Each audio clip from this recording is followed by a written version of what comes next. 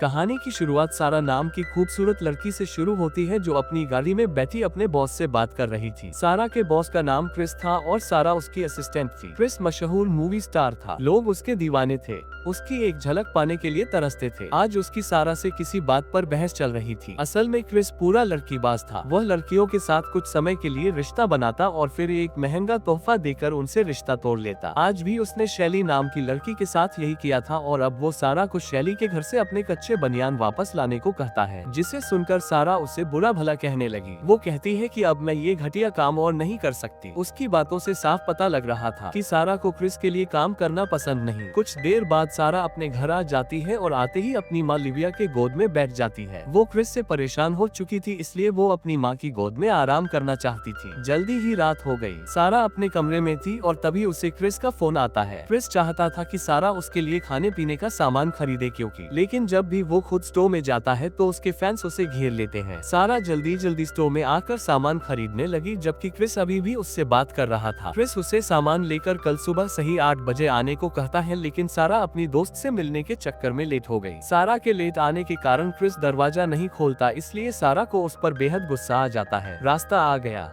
वो दरवाजे पर चढ़कर जबरदस्ती क्रिस के घर में घुस जाती है और अंदर आकर क्रिस से कहती है कि मैंने तुम्हारा सारा सामान ला दिया है, लेकिन अब मैं सच में तुम्हारे साथ काम नहीं कर सकती। वो अपना सामान समेटने लगी। क्रिस उसे रोकने की कोशिश करता है, लेकिन सारा नहीं मानती। असल में क्रिस पूरा दिन सारा से फालतू के काम करवाता रहता था, इसलिए वह नौकरी छोड़कर जा रही थी। थोड़ी देर बाद सारा अपने घर पहुँच गयी। वो अपनी माँ को सब बताती है कि मैंने क्रिस की नौकरी छोड़ दी। जिस पर लिविया उसे समझाती है कि तुम्हें जो सही लगे तुम वही करो, मैं हमेशा तुम्हारा साथ दूंगी। दूसरी तरफ सारा के बिना क्रिस काफी परेशान था, क्योंकि उसे हर काम सारा से करवाने की आदत थी। सारा के जाने से उसे महसूस हो गया था कि उसने सारा को इतना परेशान किया है, इसलिए वो अगले ही दिन सारा से मिलने उसके घर पहुंच गया। घर के अंदर लिविया गाने सुनते सुनते सफाई कर रही थी। कई बार घंटी बजाने पर भी जब दरवाजा नहीं खुलता तो क्रिस खुद ही अंदर आ गया। जबकि दरवाजे की आवाज से लिविया को लगा कि घर में कोई चोर घुस आया है। वो चोर की धुलाई करने की तैयारी कर लेती है, लेकिन जैसे ही उसकी नजर क्रिस पर पड़ती है तो वो हड़बड़ा जाती है, क्योंकि ये कोई चोर नहीं बल्कि ये तो उसकी बेटी सारा का बॉस था जो उससे मिलने आया था। क्रिस के पूछने पर लिविया बताती है कि सारा इस वक्त घर पर नहीं है। क्रिस को सारा से जरूरी काम था, इसलिए वो उसका इंतजार करने का फैसला करता है। लिविया क्रिस को बिठाकर जल्दी अपने कमरे में आकर अच्छे से तैयार होकर क्रिस के सामने आती है। सारा अपनी राइट डॉक्टर दोस्त मॉली के साथ थी,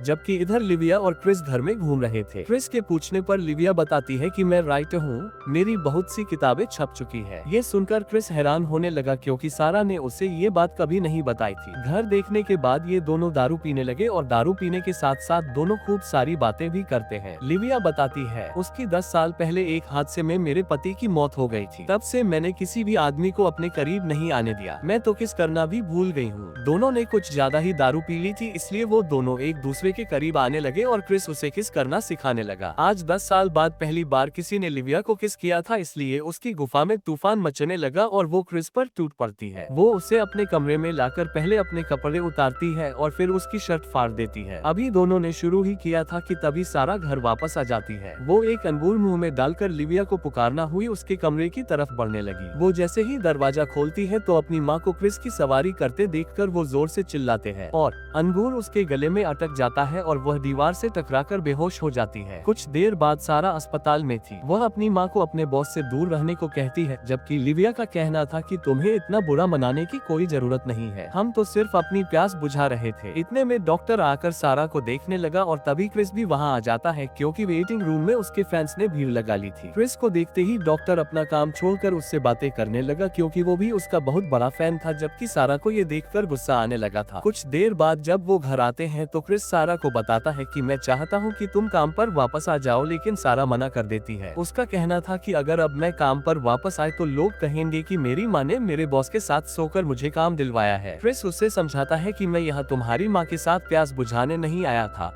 बल्कि मैं तो सच में तुमसे ही मिलने आया था। सारा अपने बॉस से कहती है कि साले तुमने मेरी माँ के साथ जो कांड किया है वो दोबारा नहीं होना चाहिए। ये सुनकर क्रिस उससे वादा करता है कि ऐसा कभी नहीं होगा। कुछ दिनों बाद क्रिस शूटिंग कर रहा था और सारा भी उसके साथ थी। उसी रात को लिविया नई किताब पर काम कर रही थी और इसी बीच उसे क्रिस का मैसेज आता है। वो लिविया से मिलना चाहता था, लेकिन लिविया मना कर देती है। क्रिस कहता है कि मैं सिर्फ तुमसे बात करना चाहता हूँ। ये सुनकर वो मान गई और अच्छे से तैयार होकर क्रिस से मिलने पहुँच गयी। सारा मॉली फैमिली के साथ क्रिस लेफ्ट पर काम कर रही थी, जबकि इधर लिविया क्रिस के साथ एक होटल के कमरे में थी। दोनों एक दूसरे से वादा करते हैं कि उस दिन जो हुआ वो दोबारा नहीं होगा। दोनों अपनी अपनी गर्मी को भी शांत रखने का वादा करते हैं। खाना खाने के बाद ये लोग दारू पीने लगते हैं और दारू पीते पीते दोनों के बदन में आग लगने लगी, जिसके बाद दोनों अपना वादा भूलकर फिर से शुरू हो जाते हैं। देखते ही देखते क्रिस ने लिविया की गुफा में धमाके करने शुरू कर दिए। देर रात को जब लिविया अपने घर वापस आती है तो उसे सारा मिलती है। उसके पूछने पर लिविया बताती है कि मैं क्रिस के साथ खाना खाने गई थी। सारा कहती है कि सिर्फ खाना ही खाया या फिर कुछ और भी किया। ये सुनकर लिविया उसे समझाने लगी कि क्रिस अच्छा इंसान है, तुम ही उसे गलत समझ रही हो। इतना कहकर वो अपने कमरे में आ गई और अपनी सास को फोन कर क्रिस के बारे में बताने लगी। वो उसे सारा के बारे में भी बताती है कि उसे क्रिस पसंद नहीं क्योंकि वो उसका बॉस है। लिविया की सास उसे समझाती है कि अगर तुम्हें क्रिस पसंद है तो तुम्हें किसी को सुनने की जरूरत नहीं। अपनी सास से बात कर लिविया को काफी अच्छा लग रहा था और उसने क्रिस के साथ आगे बढ़ने का फैसला भी कर लिया था। दोनों एक दूसरे से प्यार करने लगे थे। दोनों पूरा दिन साथ ही रहते, एक दूसरे के साथ खूब मस्ती करते और मौका मिलने पर अपनी गर्मी भी शांत करते। दोनों एक दूसरे से बेहद खुश थे, जबकि सारा को अब भी अपना बॉस पसंद नहीं था। इसी बीच एक शाम सारा को पता चलता है कि लिविया क्रिस के लिए स्क्रिप्ट लिख रही है। ये देखकर उसे अपनी माँ पर बेहद गुस्सा आने लगा क्योंकि लिविया ने उसे इस बारे में कुछ नहीं बताया था। उधर लिविया क्रिस के साथ एक पार्टी में आई हुई थी। सारा भी तैयार होकर पार्टी में पहुंच गई और लिविया से बहस करने लगी। लिविया उसे समझाने की कोशिश करती है, लेकिन सारा का गुस्सा तो 7वें आसमान पर था। वो लिविया की कोई बात नहीं सुनना चाहती थी। जब क्रिस सारा को समझाने की कोशिश करता है तो सारा उससे भी बहुत भला बुरा कहने लगती है। इस वक्त सारा का दिल कर रहा था कि वो गोली मारकर क्रिस की जान ले ले, क्योंकि सारा को लगने लगा था कि क्रिस के आने से लिविया उससे दूर होने लगी है। सारा की बातें सुनकर लिविया को भी गुस्सा आ जाता है और वो भी उसे बुरा भला कहने लगती है, जिसके बाद सारा अपना घर छोड़कर अपनी एक सहेली के घर रहने आ गई। दूसरे तरफ लिविया क्रिसमस मनाने अपनी सास के घर आ गई थी। कुछ ही देर बाद सारा भी अपनी दादी के घर आ गई ताकि पूरा परिवार मिलकर क्रिसमस मना सके। सारा अभी भी लिविया से नाराज थी। वो अपनी दादी को बताती है कि क्रिस अच्छा आदमी नहीं है। ये सुनकर उसकी दादी उसे समझाती है कि लिविया ने तुम्हारे पिता की मौत के बाद अपने बारे में कभी नहीं सोचा। उसने हमेशा सिर्फ तुमसे ही प्यार किया है।